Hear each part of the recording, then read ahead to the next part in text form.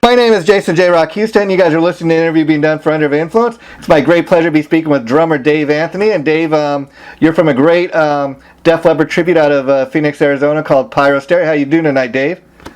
Doing all right, man. How you doing? I'm doing great. Now, I guess the best place to start the interview off, if you could share with us how you first became a Def Leppard fan yourself and got into the music of Def Leppard. Well, I've been listening to Def Leppard since I was a teenager. I got turned on to the High and Dry album back Wow. I want to say it was 81. Yeah. And then when Pyromania came out and they started really pumping Def Leppard on MTV, if you remember that music video station that used to play videos. Yeah. music video, what is that? Those early Pyromania videos are really what did it for me, man. I got hooked on that stuff, and then I had the opportunity to actually see him live in the Hysteria days after Rick Allen's accident. Wow. And I was sold at that point. That they've got to be one of my all-time favorite bands, and still really enjoy the classic Def Leppard today.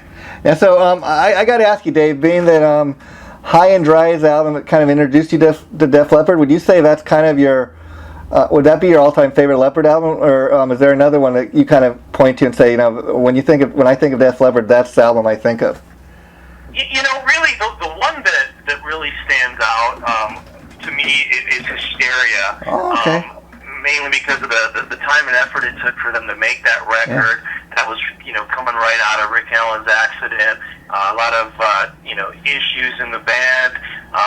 With Steve Clark's addiction challenges, and there was just a lot of heart in that album, I felt. But Pyromania and Hysteria, despite the fact that that's the era that our tribute covers, those are the two that really stand out in my mind, and those are the two that really hooked me on the music. Yeah, it's kind of interesting because, you could take a survey of, most Def Leppard fans, and what you'd find is those are typically the two albums that most people point to.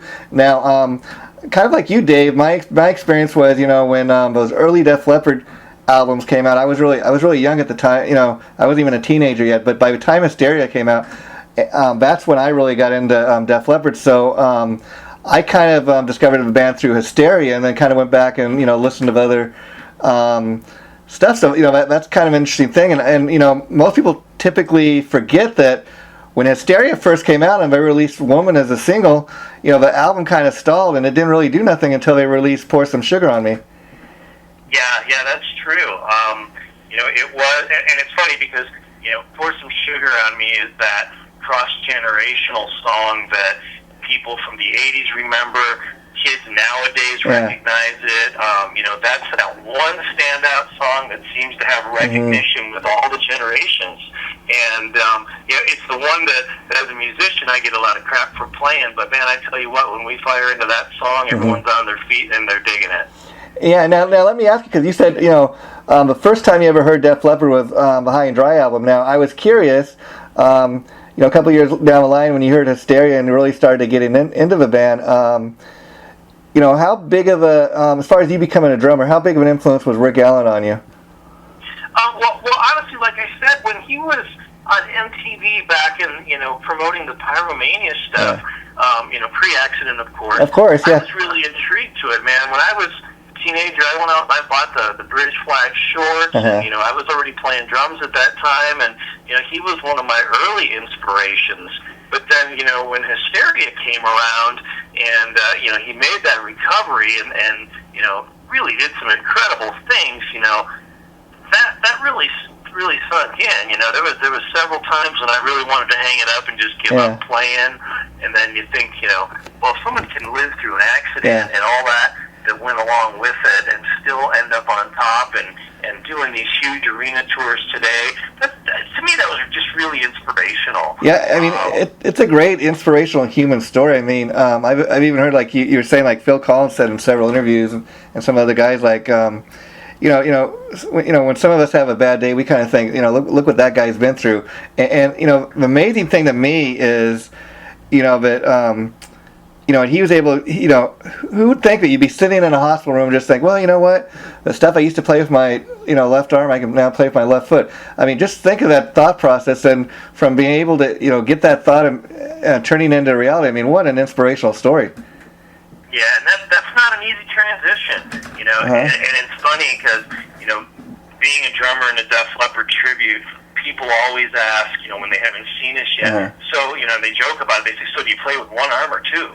No, it may sound... I'm going to play with two because I think that's almost, it's almost inconsiderate or thoughtless to go out there and do it with one arm. Plus, I tell you, it's a hell of a lot of talent to do what he's doing. And to retrain the brain that way. And let me ask you, this may sound like a dumb question, but you're talking to a guy who's not a musician, so I really don't know the answer here. But, since his accident and all the new music they've made, you're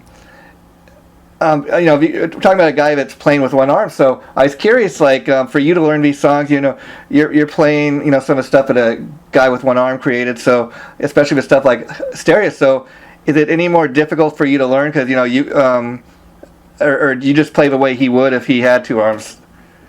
Well, and I think that's kind of the approach that he's taken is that he's gonna play it just like somebody with two arms was gonna play it.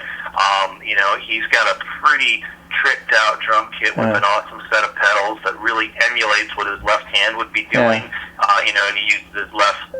And seeing him live several times, watching a lot of very focused videos on just his drumming. I mean, he really is playing just like you would with two hands.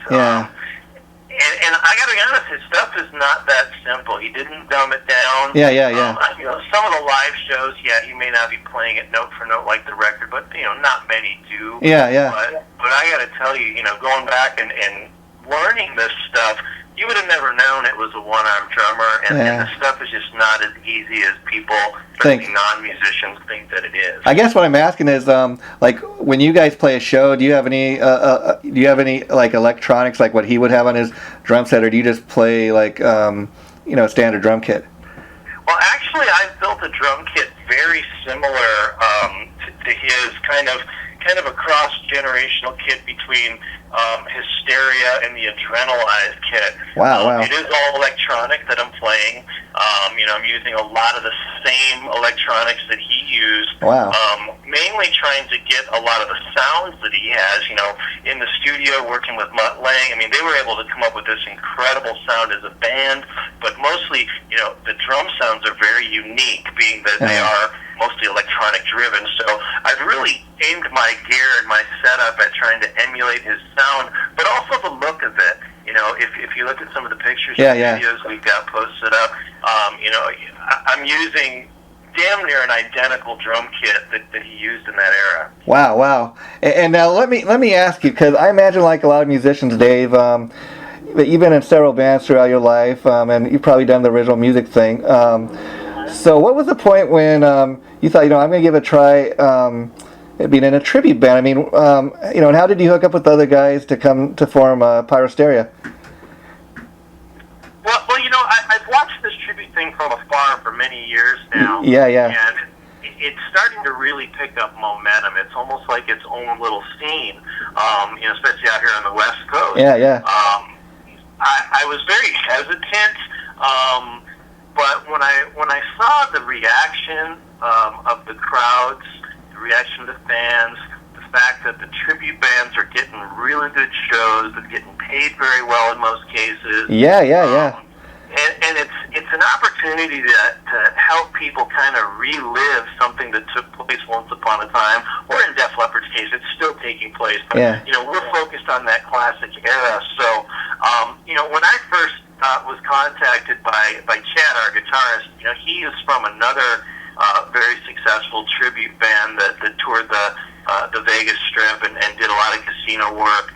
And, the way he sold it to me, I still remember the conversation. I thought, that sounds real good, but I come from an original music and a cover music background, and, it's just not that substantial anymore, and after a few shows with this, it's just amazing, it's very concert-like, it's very, it's very surreal to be playing in a tribute band, that, especially with Def Leppard's recognition generation. I mean, just that name alone, everybody's heard of Def Leppard. Oh, yeah, yeah. You know, it's not terribly obscure. So, you know, it's really a cool thing. Oh, yeah. And, you know, like I said, with the scene that's developed now, I mean, there's some really great tributes out there. And one of the things we strive for, like a lot of them do, is pull off the sound, pull off the look, and make people think that, you know, for a moment in time, they're seeing the original act. Oh, yeah. You know, that's the best compliment that I've heard after one of our shows, is someone come up and say, hey, you know, you just took me back to 1987. You know, I thought I was watching Def Leppard back then. Wow, yeah. You know, that's the amazing thing. And now let me ask you, you know, once you got into this band, you know, your bandmate Chad kind of really told you what his experience has been like. But as a guy that had been trying to make it, doing your own original thing, like a lot of people for years, you know, after Pyrosteria played a couple of shows, how surprised were you, Dave, to see the kind of success you could have, you know, doing a band like this? Well, and I'll be honest with you, I was just a little bit leery. You know, I don't know why I was a little hesitant with the whole tribute thing, but now that we've been out and played some shows, and we've gotten a great response, and the fan base is building, and you know, I've been out and I've seen a couple of the other Def Leppard tributes that are out, you know, playing out in the West, and it's just a really cool, it's a really cool vibe. Yeah. You know, it makes you feel like, you know, you've stepped into something bigger than the bar scene and bigger than the original music scene. You know, over here in Pheonix, you know, the music scene is kind of odd, and the tribute scene is really picking up. And like I said, you get the bigger venues, you get the better pay, you get the bigger crowds. It's just an all-out better feeling. You know, it's much more motivational, I think, right now. At this stage in my career. Yeah, and I'm going to share some with you, Dave. What my experience has been with the tribute scene here, you know, in LA, where I'm from, is this. You know, I started doing these interviews with guys like you playing the tribute bands for a simple fact. I've gone to several of the tribute shows. I enjoyed it immensely, and kind of what you're saying, I like to call it, or I think of it as rock and roll theater. Like you said, this is more than, you know, five guys in their jeans and t-shirts getting up on stage and doing an evening of Def Leppard music. You know, if you guys were doing that, it'd be an all different experience. But I love, like, what you're doing. Like you said, you get the look down, you get the sound down, and you might be the next best thing. You know, you might take somebody back, like you said, the first time they heard Pour Some Sugar on Me on the radio, or very first time they seen Def Leppard in concert. And you know, if you can do that, that's what this is all about. Yeah, and like I said, that's really what we're striving for, and that's the best compliments, you know, that we hear, and that makes us feel really good about what we're doing. You know, I know there are a lot of you know, bands that call themselves tributes out there that don't do the look, and they're not too concerned about the sound. To me, that's just being another cover band. And there's a place for that too.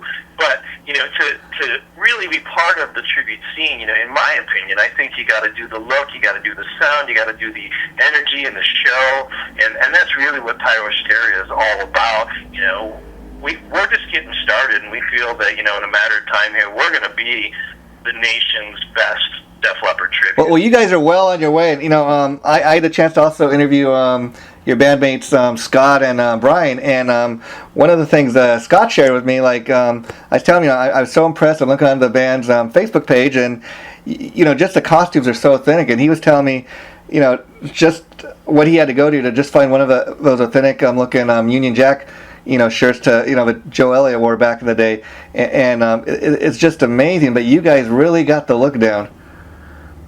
Yeah, and I'm still looking for the authentic shorts that fit me. I've ordered a couple of pair of British flag or Union Jack shorts from Europe, and man, their sizes are so different over there. They just didn't quite work out. But I've got a custom-made pair that I'm using, and I'm still on the hunt. And that's the whole thing.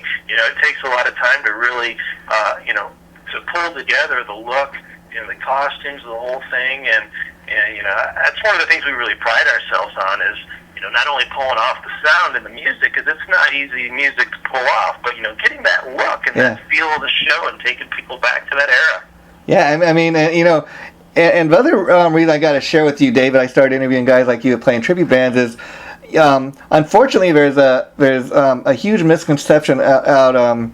There, a lot of people are under the impression, oh, you know, musicians that play in tribute bands, they're failed musicians, they couldn't make it doing their own original thing. And a lot of guys, even that play in the tributes today, tell me, you know, that's the way I used to, feel. That's why I was kind of asking, how you felt about being a tribute band when this opportunity first presented itself, because again, that's not the case. I mean, yeah, you guys are getting up there and playing Def Leppard's music, but I mean, again, you're talking to a guy that can't even strum a guitar, so for you to even get up there to play the songs the way Rick Allen plays them, that takes a certain level of talent. And then to go to the extra,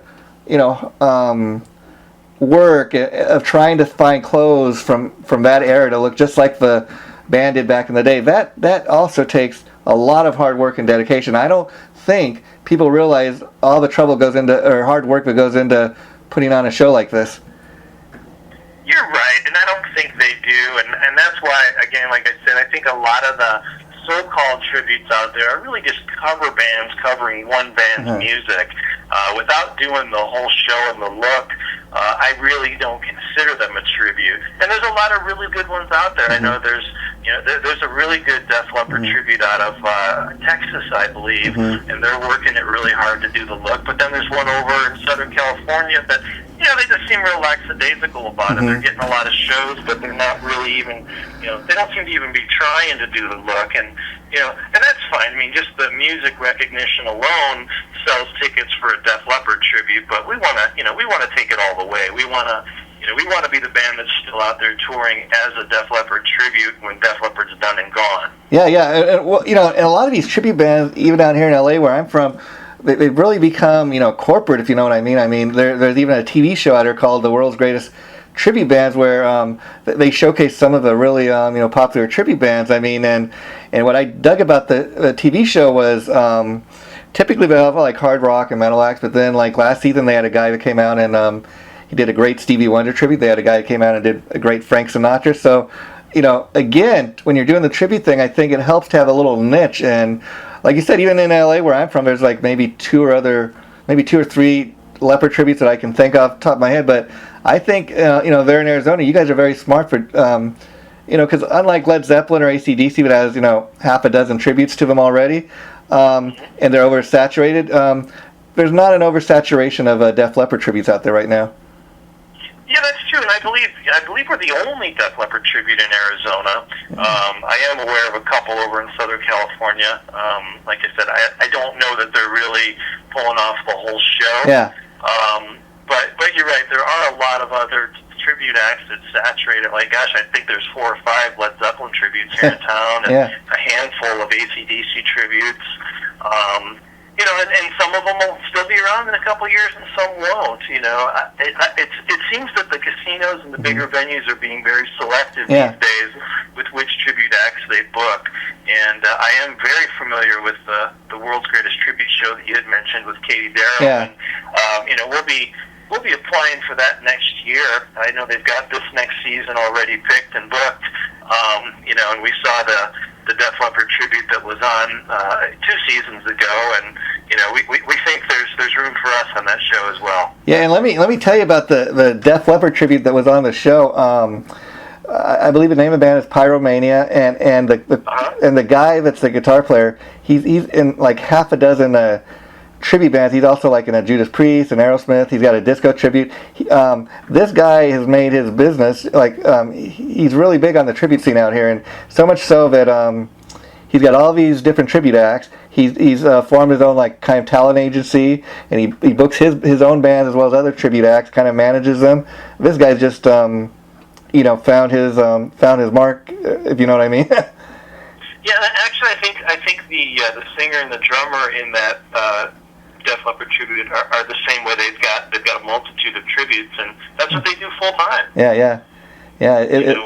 Which that's cool if you can make a living, doing tribute music full time. And let me ask you, Dave. I was curious if since Friday, if you had a chance to get your hands on the new Def Leppard album and what you think of it. You know what? I've only heard a couple of tracks off of it. I think it's going back toward their original direction. They had a few albums after Hysteria that I really didn't warm up to. It just wasn't the same for me.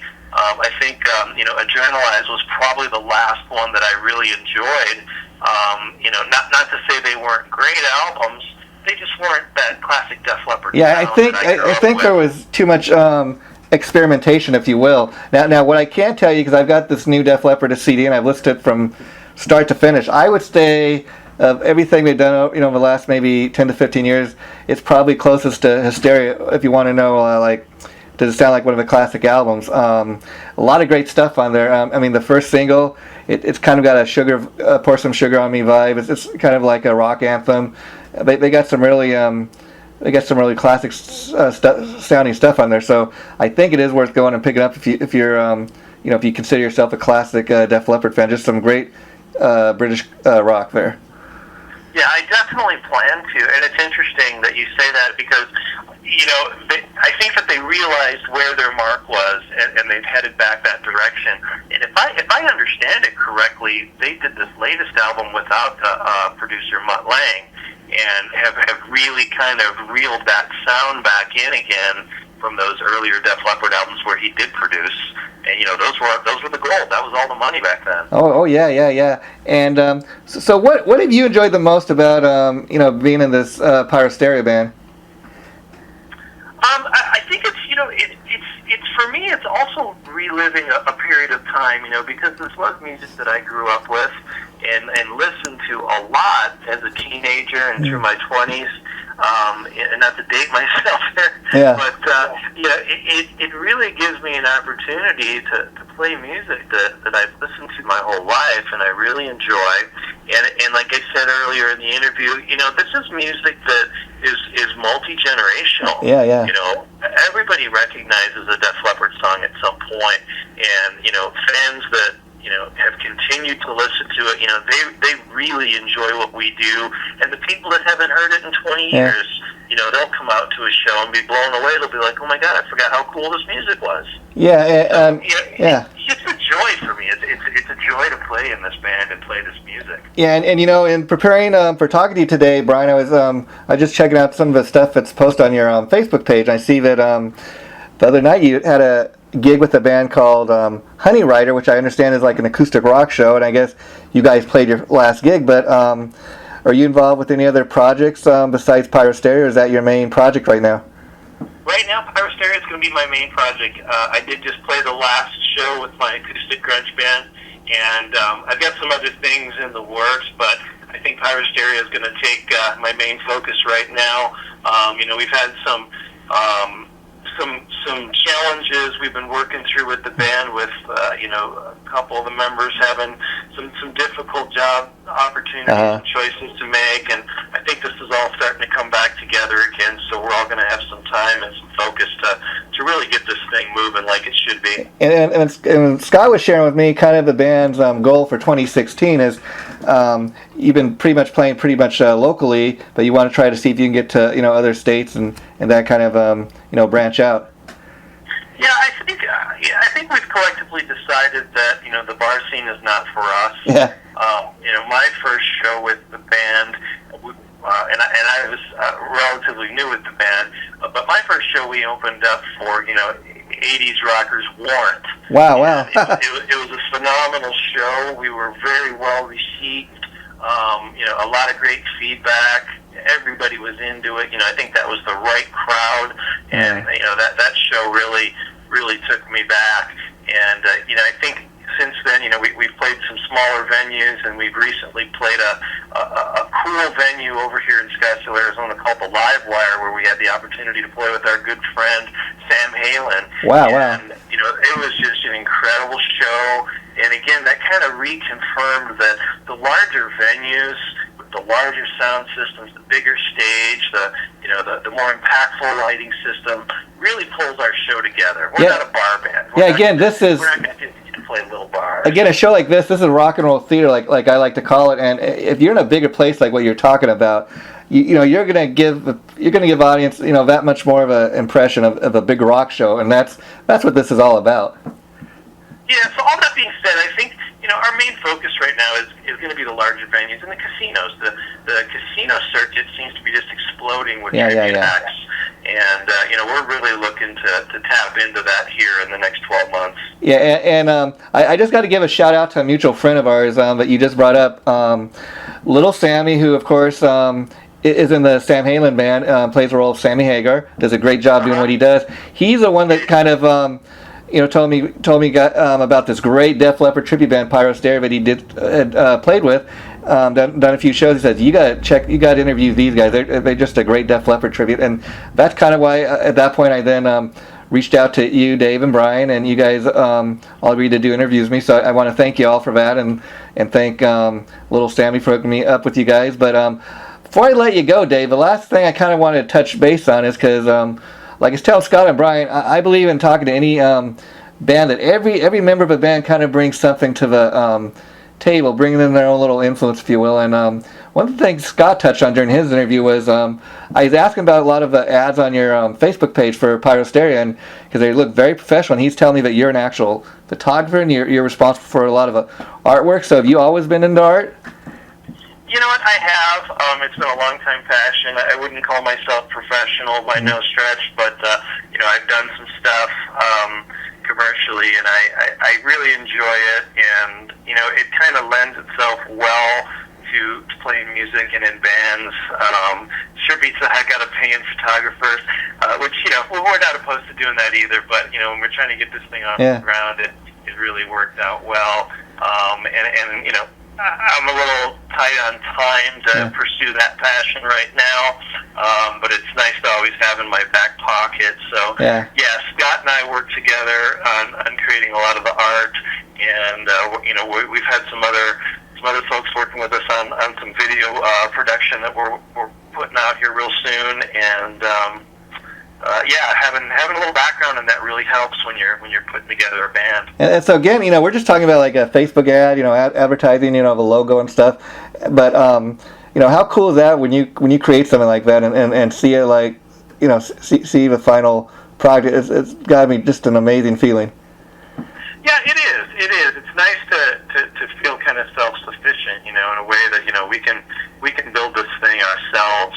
And without a lot of outside influence, there always is going to come a point where you're gonna need to rely on somebody else's skills and expertise. But that's the cool thing. I think all of us in the band bring something to the table that we can continue to use and project this thing. We're excited about the next 12 months. Well, and the cool thing is that you guys seem like the real Def Leppard, but that everybody in the band, that you're all friends, you all get along. That's a great feeling to have. And I know that you're still kind of a new guy, Dave, because they were telling me they had another drummer before you. What was the point after joining the band and playing with them, the last year and a half? What was the point when you really felt like you were no longer a new guy, but the rest of the guys actually accepted you as part of the band? I think that first show when we stepped out on stage, it all just felt so comfortable. I felt like I've been playing with these guys all my life, and they're all great guys and very, very welcoming. And we've had our challenges like anybody else, but this thing just kind of works. I think we've got the right lineup right now, and as far as I know, we're not looking to change anything. Well, Dave, once again, I'd like to thank you so much for taking time out of your busy schedule to do this. I've really enjoyed talking to you.